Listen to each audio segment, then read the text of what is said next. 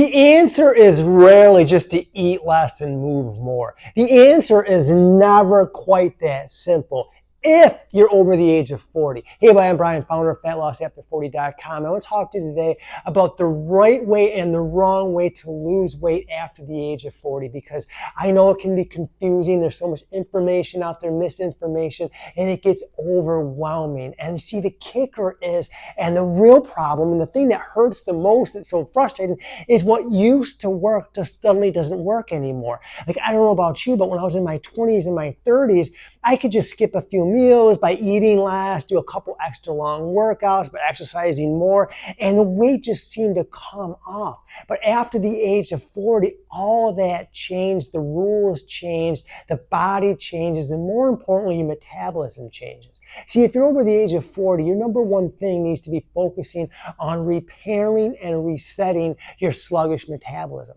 So now there's only a couple ways to do that. There's a lot of wrong ways to do that, and the wrong way is to starve yourself through doom to fail starvation diets or to over exercise with the soul crushing workouts.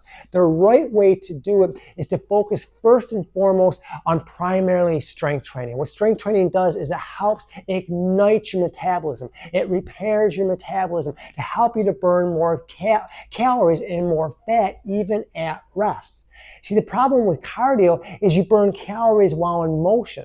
But after the workout, your metabolism slows right back down. Whereas strength training, when you do a strength training workout, you burn calories for up to 48 to 72 hours after the workout. That's the holy grail of fitness and fat loss. So you want to focus more on strength training and less on cardio. You want to focus more on toning and sculpting and getting stronger rather than doing a super hard workout on the treadmill or a spin class or any of that stuff. That doesn't really help us anymore in fat loss as your goal. Second thing we want to focus on as far as diet is making sure we are following a protein first diet. And what I mean by that is we are inclusive, meaning that carbohydrates are part of the program, fats are part of the programs, but we do want to prioritize protein, making sure that you're getting enough protein in. So what the magic rule there is, we want to start with 100 grams of protein. We always like to individualize that down the road, but initially try and focus on 100 grams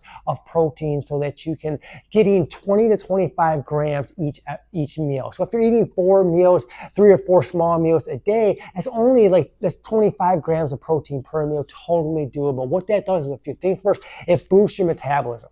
So it keeps your energy levels high, it helps you feel full, and it gives you all day energy to power through to do the things that you want. So if you follow those two things and making sure you're strength training, getting enough protein, you will start to get the results that you want. It's easier than you think. Sometimes I think mainstream fitness complicates things and they make it sound harder than it is, when in reality, focus on those two things and you'll get the results that you desire and deserve.